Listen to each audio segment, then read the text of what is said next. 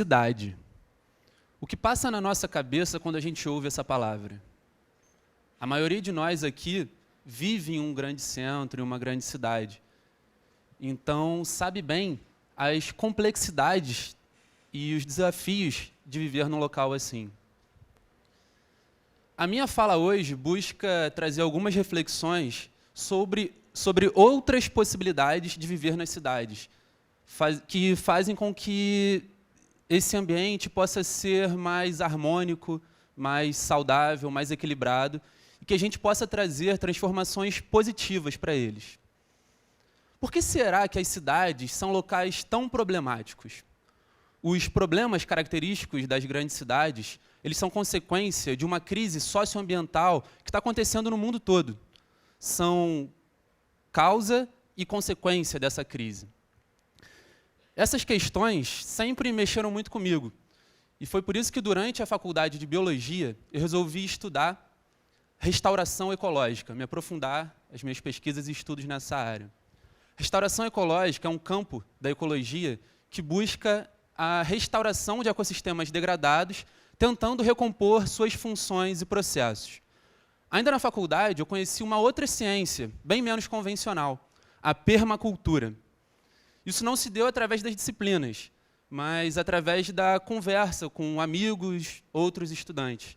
Apesar de, hoje em dia, na Universidade Federal de Santa Catarina, já existir um núcleo de permacultura institucionalizado que oferece uma disciplina de introdução à permacultura para diversos cursos. Vocês devem estar imaginando o que é essa tal de permacultura. Acredito que alguns já conheçam, outros ainda não. Permacultura é uma ciência holística, ou seja, que abrange várias áreas do conhecimento. O termo pode ser entendido também como cultura permanente. Esse termo foi criado na década de 70 por dois australianos, Bill Mollison e David Holmgren. Esse foi um momento em que as pessoas e os estudiosos começaram a perceber que a crise socioambiental ela não era mais característica de determinados pontos. Ela estava acontecendo no mundo todo. E ela também era interligada nas dimensões ambiental, social e econômica. Mas eu não vou ficar aqui falando muito das causas dessa crise. A permacultura ela é embasada por 3 princípios éticos, que são eles: cuidar da terra, cuidar das pessoas e compartilhar os excedentes. Junto com outros princípios técnicos, eles nos orientam a agir sobre alguns 7 pontos principais na sociedade para conseguir transformar conseguir transformar a sociedade numa sociedade mais harmônica ou sustentável. Esses 7 pontos formam a flor da permacultura. É um símbolo bastante conhecido no meio, em que cada uma das pétalas da flor é um desses pontos-chave para a transformação. São eles: saúde e bem-estar físico e espiritual, economia e finanças, posse da terra e comunidade, manejo da natureza, espaço construído, ferramentas e tecnologia, e cultura e educação. Esses 7 principais pontos.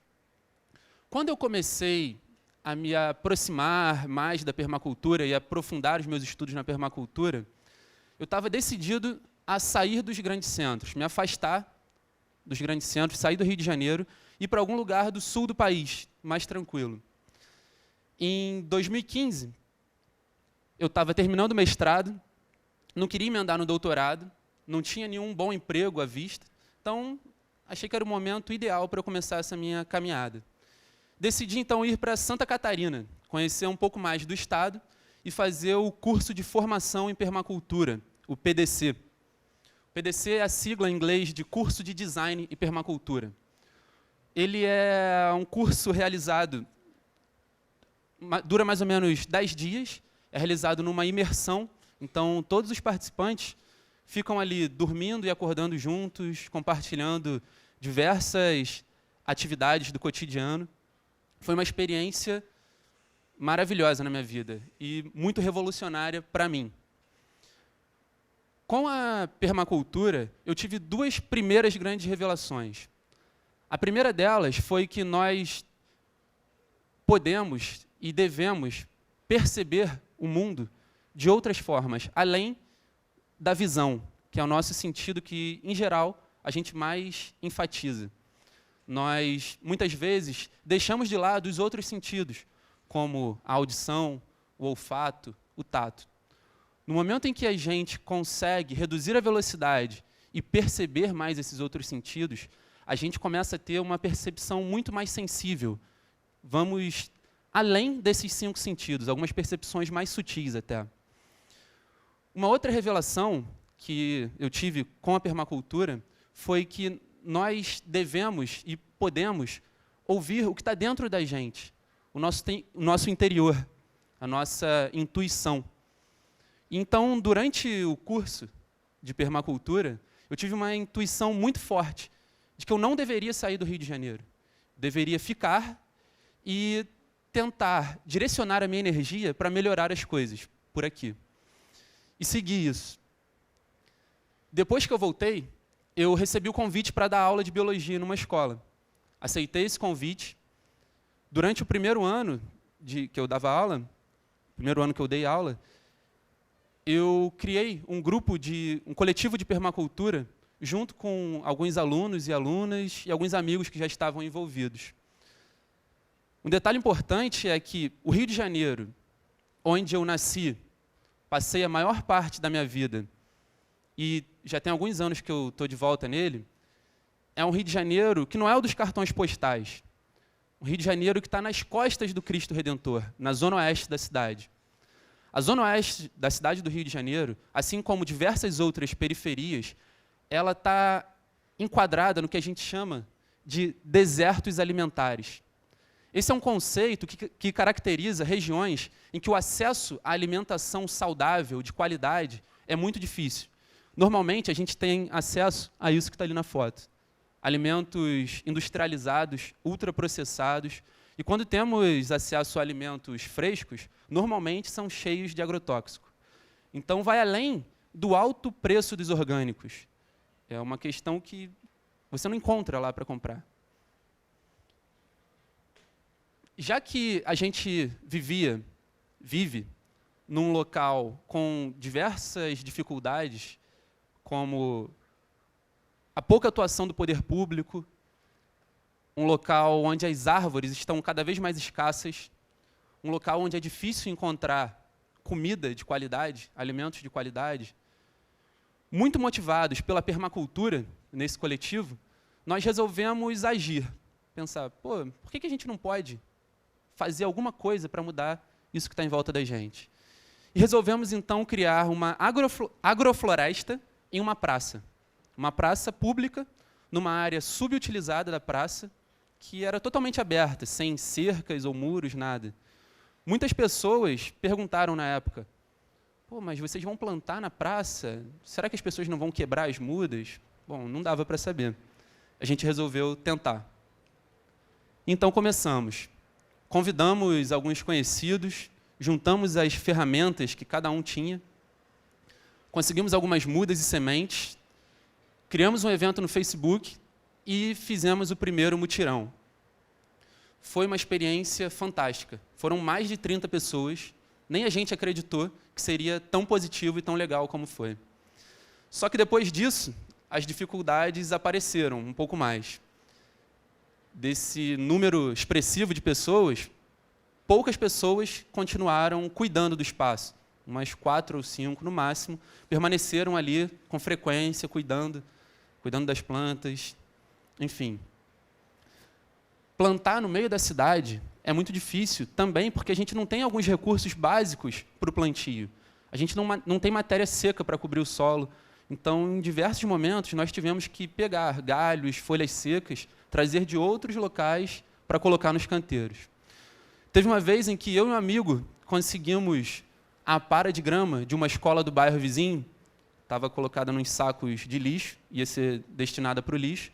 Nós pegamos esses sacos, enchemos o carro até o teto, deitamos o banco de trás, enchemos o carro até o teto de palha, fizemos 2 viagens e, pela primeira vez, a gente conseguiu ter os canteiros do jeito que a gente queria. Os canteiros totalmente cobertos de palha, com uma matéria seca legal. Passaram-se uns 3 ou 4 dias, se a gente voltar lá.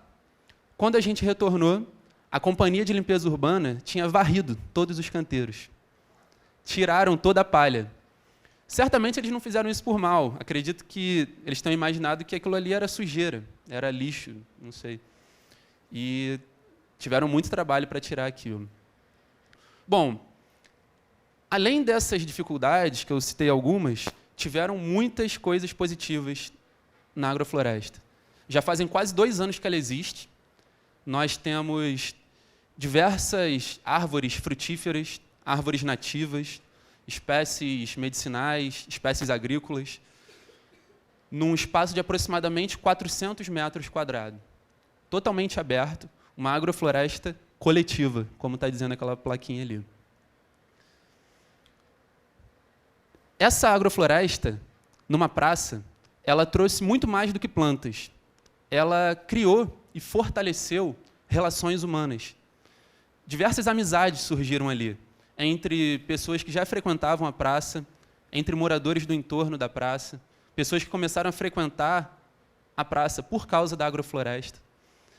E essa é a função das praças. As praças, originalmente, são locais de encontro, locais de troca, de interação. Só que, como muitas praças na nossa cidade, nos grandes centros, estão abandonadas, elas vão se tornando praças vazias. Uma agrofloresta que surge numa praça, ela recupera essas interações humanas. Uma agrofloresta que surge numa praça, ela restaura a nossa conexão com a natureza. Ela aproxima de nós, dentro da cidade, elementos naturais e nos relembra que somos integrantes da natureza, coisa que a gente esquece muitas vezes. Uma agrofloresta em uma praça faz com que a gente perceba os ciclos das plantas, os ciclos da natureza, os ciclos da lua, os outros animais que habitam ali. E, além de tudo isso, ela ainda produz comida.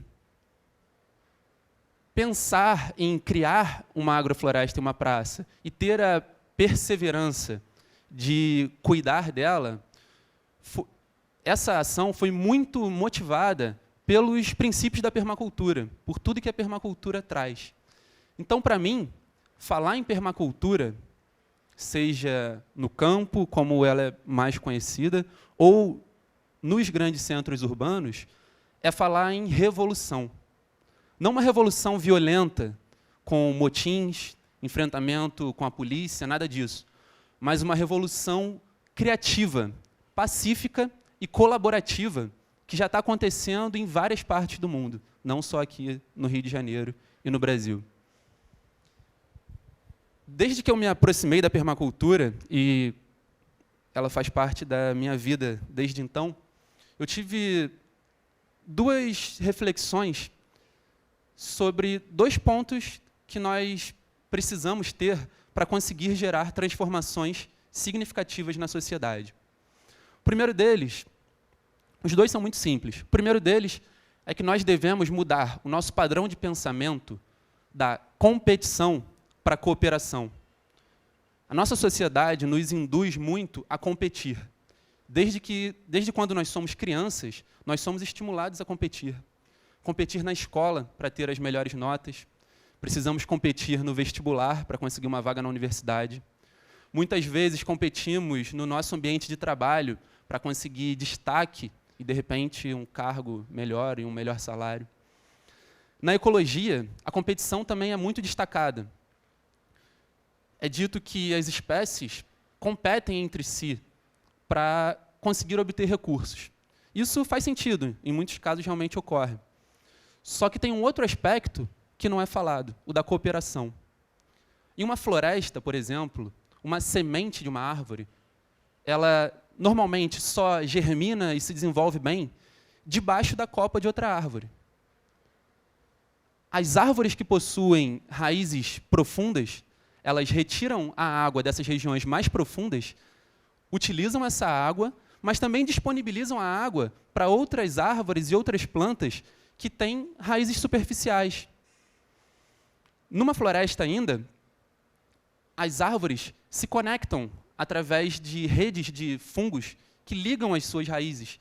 E essas conexões permitem a troca de informações e de nutrientes. Então, a cooperação está muito presente na natureza. Um outro ponto, o segundo ponto fundamental, é que nós devemos sair apenas do sonhar. Então, sonhar é fundamental, mas a gente tem que dar o passo seguinte, que é planejar, para conseguir juntar as ações e elementos necessários para então ir para o outro passo, que é o realizar. Muitas pessoas têm ideias maravilhosas, mas elas não conseguem dar esses dois passos, planejar e realizar. E tem um quarto passo, que é fundamental e muita gente esquece, que é o celebrar. Celebrar significa reconhecer. Reconhecer a caminhada, reconhecer todos os avanços que você conseguiu, as conquistas, as derrotas, os aprendizados. Reconhecer que tudo isso que a gente fez nos dá força. Então, celebrar nos dá energia para seguir, para então sonhar novamente, planejar, realizar, celebrar e sonhar. Muito obrigado.